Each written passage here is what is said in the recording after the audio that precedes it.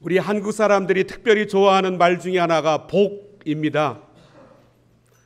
복을 소원함이 우리 한국 사람들은 특별합니다. 그래서 이전에 집을 지을 때 복이라고 하는 글자를 처마 밑에다가 새겨 놓았습니다. 그리고 숟가락에 가장 넓은 면에도 복자를 새겨 놓기도 했습니다. 하루에 3끼를 식사할 때마다 숟가락에 넓은 면을 입으로 넣게 되는데 그때마다 복을 먹으라고 그런 것 같습니다.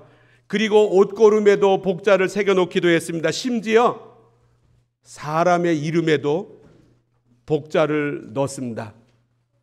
우리 한국 사람들은 이 복을 간구함이 매우 특별합니다. 그런데 한국 사람만이 아닙니다. 서양 사람들도 그렇습니다.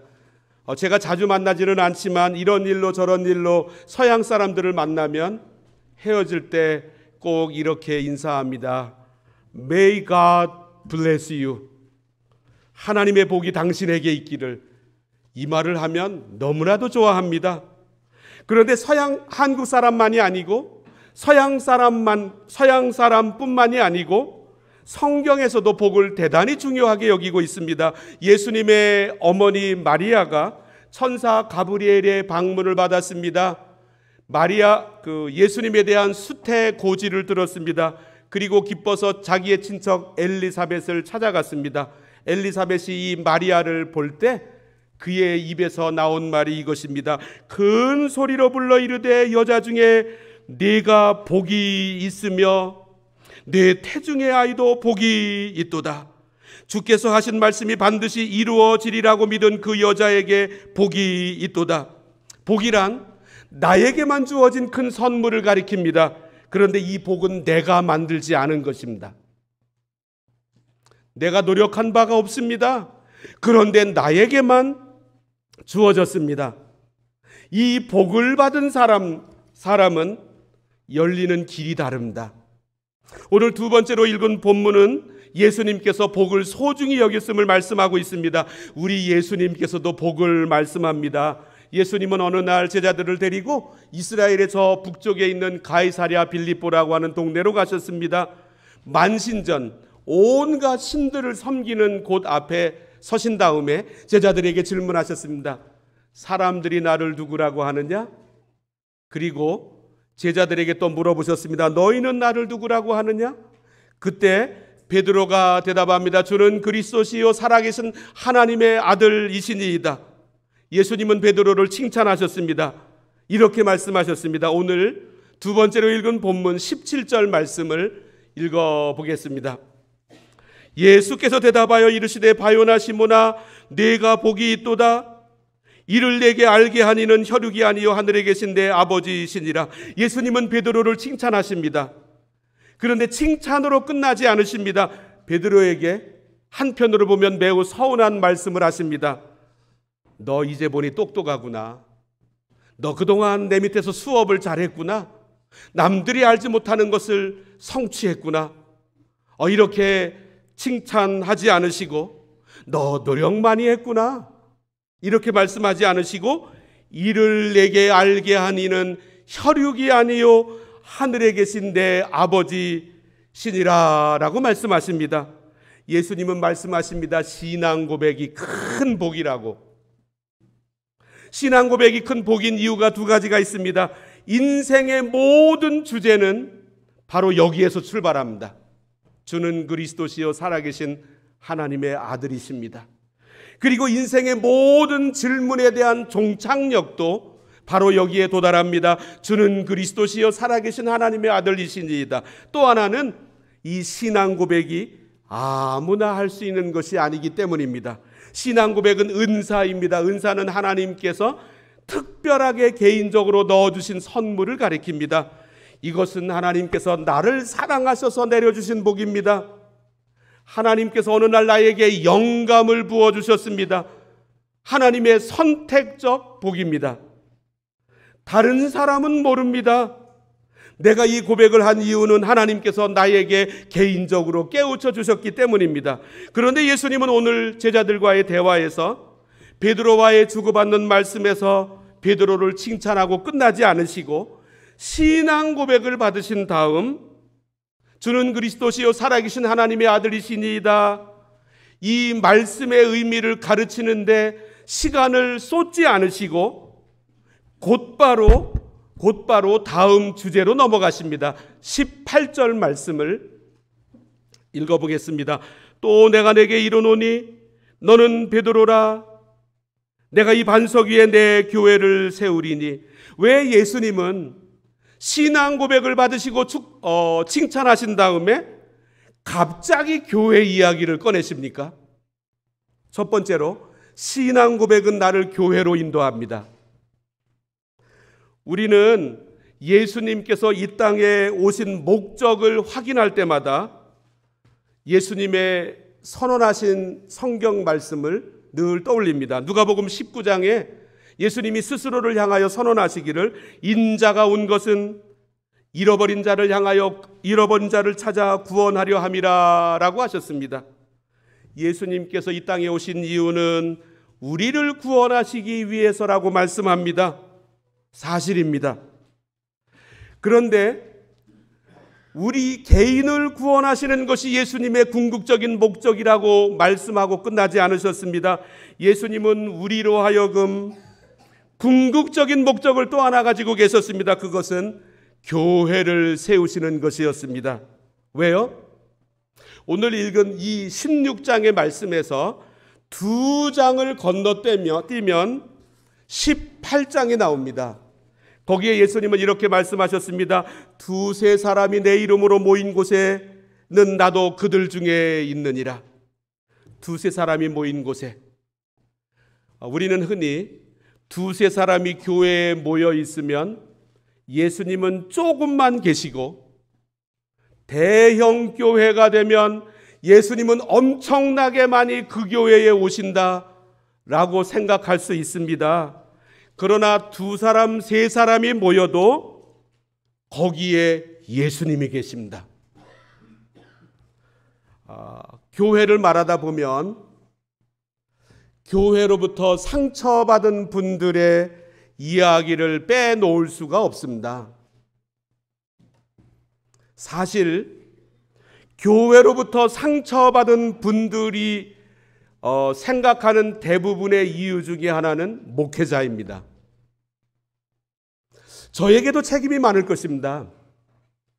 근데 이분들의 이야기를 쭉 듣고 나중에 뭐라고 말씀하시냐면, 내가 마음을 추스리고 나면 교회에 나오겠습니다.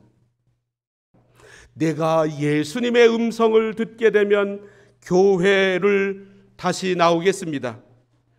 그런데 교회로부터 떠나간 뒤에 예수님의 음성을 들을 길은 없습니다. 교회로부터 거리를 두고 난 다음에 예수님을 만날 수 있는 길은 없습니다. 우리는 교회를 통하여 예수님의 얼굴을 뵙습니다. 교회를 통하여 예수님의 말씀을 듣습니다. 오늘 예수님은 교회를 말씀하시면서 갑자기 또 주제를 천국으로 넘어가게 하십니다. 18절, 19절 말씀 읽어보겠습니다. 내가 천국 열쇠를 내게 주리니. 예수님은 왜 갑자기 신앙 고백 이야기 꺼내셨다가 교회 이야기를 하시고, 교회 이야기를 하시자마자 천국의 이야기로 넘어가십니까? 교회에 와야 천국이 보입니다.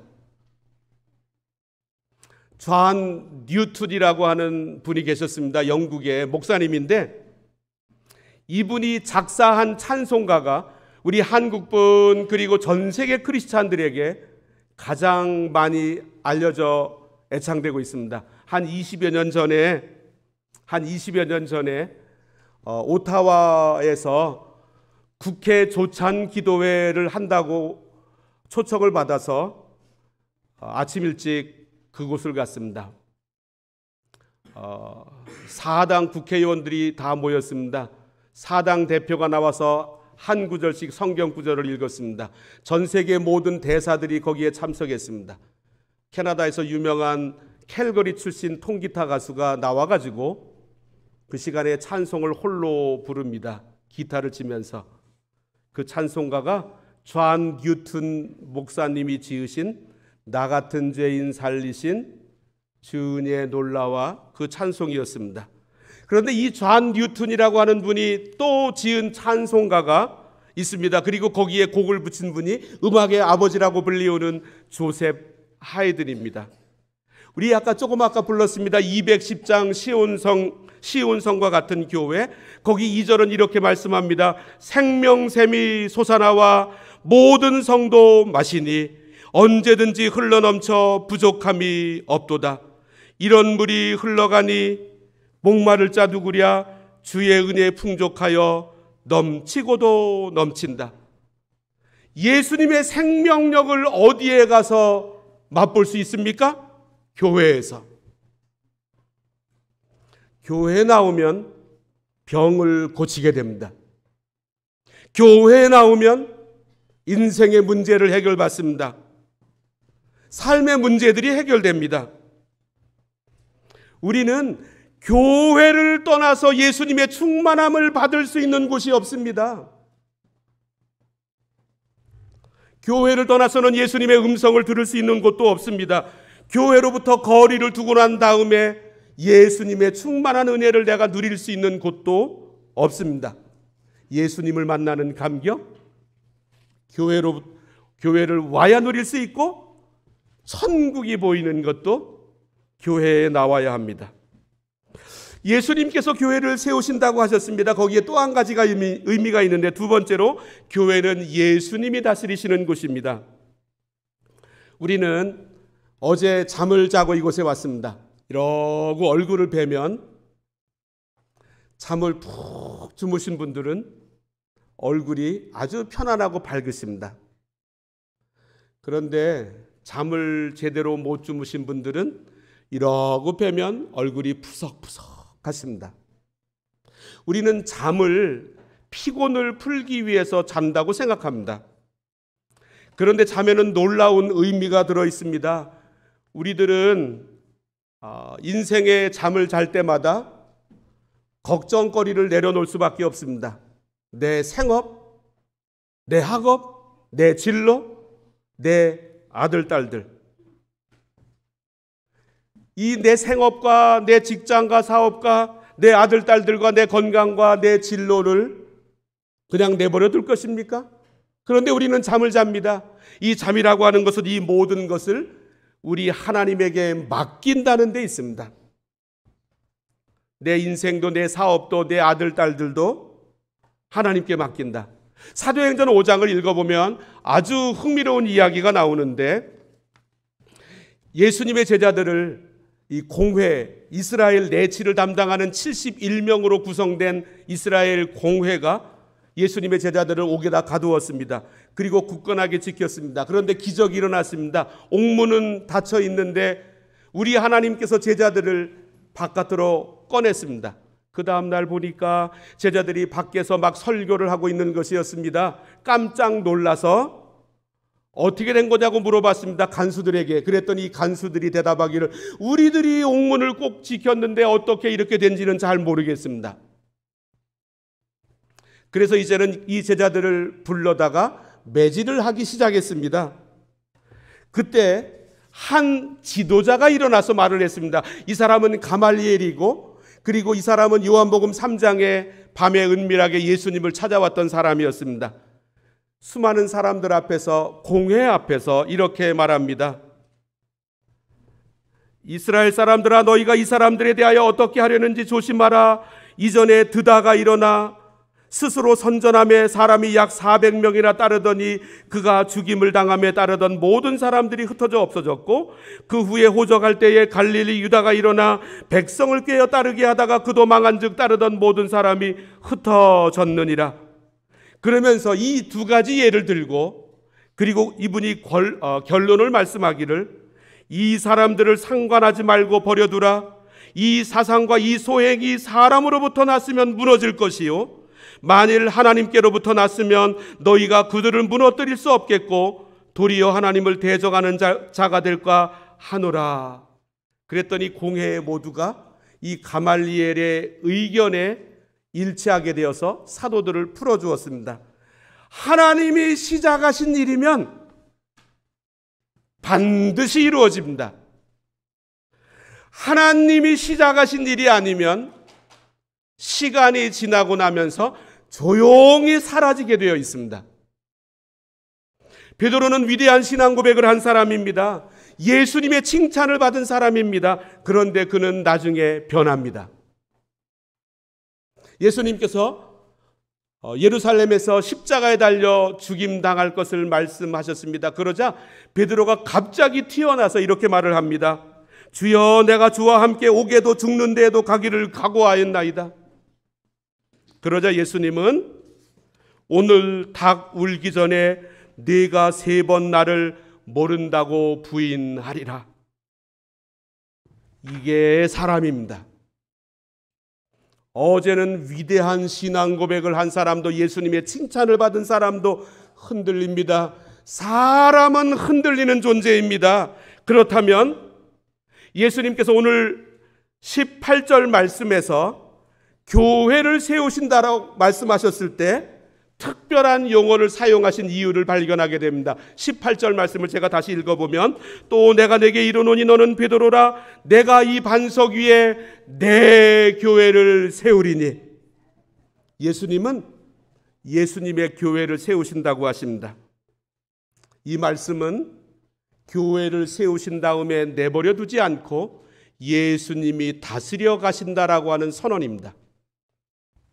신방을 갈 때마다, 그리고 기도 제목을 받을 때마다 우리 교우들의 중요한 기도 제목 중에 하나가 자녀들을 위한 제목입니다. 자녀들이 다 결혼했어도 자녀들을 향한 기도 제목은 끝나지 않습니다. 이유가 무엇입니까? 낳은 자가 책임지기 때문입니다. 우리가 자녀들을 기릅니다. 그런데 낳고 거기에서 손을 떼는 부모는 없습니다. 교회는 예수님께서 세우셨습니다. 그리고 교회를 세우신 예수님께서 끝까지 다스려 가십니다. 왜냐하면 내 교회, 예수님의 교회이기 때문입니다. 아까 말씀드린 찬송가 210장은 존 뉴턴이 작사하고 음악의 아버지라고 불리우는 조셉 하이든이 작곡했습니다. 거기 1절에는 이렇게 말씀하고 있습니다. 시온성과 같은 교회 그의 영광 한없다. 허락하신 말씀대로 주가 친히 세웠다. 반석 위에 세운 교회 흔들 자가 누구랴. 모든 원수 에워싸도 아무 근심 없도다. 처음에는 요란한 모습이 보일 수가 있습니다. 그러나 시간이 지나고 나면 하나님의 뜻이 드러나게 되어 있습니다. 그래서 유진 피터슨이라고 하는 미국의 목사님은 교회를 향하여 이렇게 말했습니다. 교회는 어수선함과 신비로움이 공존하는 곳이다. 교회가 어수선한 이유는 사람들이 모여 있기 때문입니다. 베드로와 같은 사람. 그런데 교회가 신비로운 이유는 시간이 지나고 나면서 하나님의 뜻이 드러나기 때문입니다. 그래서 교회는 어수선함과 신비로움이 공존하는 곳이다. 우리 교회의 역사를 살펴보면 정말로 잘못 많이 했습니다. 교회는 어떤 면에서 보면 비판을 받아야 마땅한 곳입니다. 그런데 교회는 시간이 지나고 나면 우리 예수님께서 다스리시는 모습이 이렇게 드러나게 되어 있습니다. 그래서 오늘 예수님은 이 교회의 주인이 예수님이신 것을 선언하고 계십니다. 내 교회. 영어 번역을 보니까 My Church라고 말씀하고 계십니다. 그래서 교회는 예수님의 뜻대로 됩니다. 세 번째로 교회는 예수님의 권세를 맡기신 곳입니다. 우리 교회가 시작되고 나서 한 1년 정도 지나고 났을 때 한국에서 대학원생 그룹이 몬트리올을 온다고 하면서 좀 머물 것을 섬겨달라고 하는 요청이 들어왔습니다. 그래서 그 형제님들, 자매님들을 저희 집에 이렇게 있게 했습니다. 그래서 왜 왔냐고 물어봤습니다. 그랬더니 땅 밟기 하러 왔다는 것입니다. 몬트리올이 복음의 도시가 되기를 원하고 또 이 도시가 천하 만민에게 하나님의 복을 나누는 도시가 되기를 원한다는 것입니다. 그래서 아침엔 밖에 나갔다가 저녁 때 들어오는데 어디 갔냐고 물어보니까 몽호얄에 올라가서 사방을 보면서 기도하고 땅밟기를 했습니다. 그리고 몬트리올의 시청과 중요한 곳에 다니면서 땅밟기를 하고 기도하고 왔다는 것이었습니다. 하나님이 몬트리올이 복음의 도시가 되게 하시고 천하만민에게 하나님의 복을 나누는 도시가 되게 하옵소서. 우리 교회당을 2005년 11월에 구입했습니다. 그리고 감사한 일 중에 하나는 제가 여기 없었을 때 계약을 했습니다. 저는 빌리그리암 전도학교 참석하기 위하여 밴프로 가 있었는데 목요일 저녁에 전화가 왔습니다. 목사님 계약했습니다. 그때 저에게 전화를 받자마자 스쳐가는 영감 중에 하나는 목사가 없어도 교회가 돌아가는구나. 이 영감이 저에게 왔습니다. 그런데 이 예배당을 구입하기 전에 1년 넘도록 이곳 마당에 와서 땅 밟기를 했습니다. 하나님 이 예배당을 주옵소서. 그랬더니 이 예배당이 우리 것이 되었습니다. 예수님께서는 놀라운 일을 우리들에게 약속하셨는데 우리들이 기도하는 대로 이루어 주겠다고 하십니다. 오늘 말씀 19절 읽어보겠습니다. 19절 말씀, 내가 천국 열쇠를 내게 주리니 내가 땅에서 무엇이든지 매면 하늘에서도 매일 것이요 내가 땅에서 무엇이든지 풀면 하늘에서도 풀리리라 하시고, 이 말씀의 의미가 구체적으로 무엇인지를 설명하는 말씀이 2장 뒤에 18장에 나옵니다. 아주 비슷한 이야기인데 제가 읽어드리면, 내가 천국 열쇠를 내게 주리니 진실로 다시 너희에게 이르노니 너희 중에 2사람이 땅에서 합심하여 무엇이든지 구하면 하늘에 계신 내 아버지께서 그들을 위하여 이루게 하시리라. 너희 중에 2사람이란 교회를 가리킵니다. 교회가 합심하여 구하면 구하는 대로 이루어 주십니다. 저는 이 말씀을 읽는 가운데 한 장면이 떠올랐는데, 모세의 뒤를 이어 여호수아가 이스라엘 백성들을 데리고 가나안 땅으로 돌아가는 사명을 받았습니다. 그때 하나님은 이 여호수아에게 용기를 주시면서 여호수아서 1장에서 이렇게 그에게 말씀하셨습니다. 내 종 모세가 죽었으니 이제 너는 이 모든 백성과 더불어 일어나 이 요단을 건너 내가 그들 곧 이스라엘 자손에게 주는 땅으로 가라. 그런데 이렇게 말씀하셨습니다. 내가 모세에게 말한 바와 같이 너희 발바닥으로 밟는 곳은 모두 내가 너희에게 주었노니.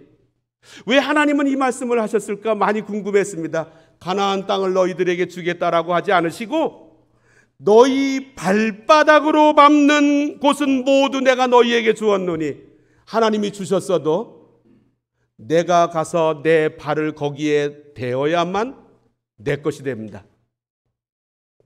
하나님은 수많은 선물들을 우리들에게 주셨어도 우리 교회가 기도하는 것만 우리가 갖고 누리게 만드셨습니다.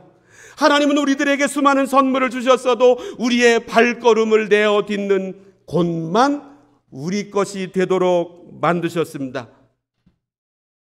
이 얼마나 놀라운 선물입니까?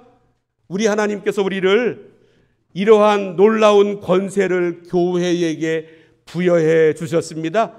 그리고 이 놀라운 천국 열쇠를 적극적으로 사용하라고 말씀하십니다. 기도하십니다.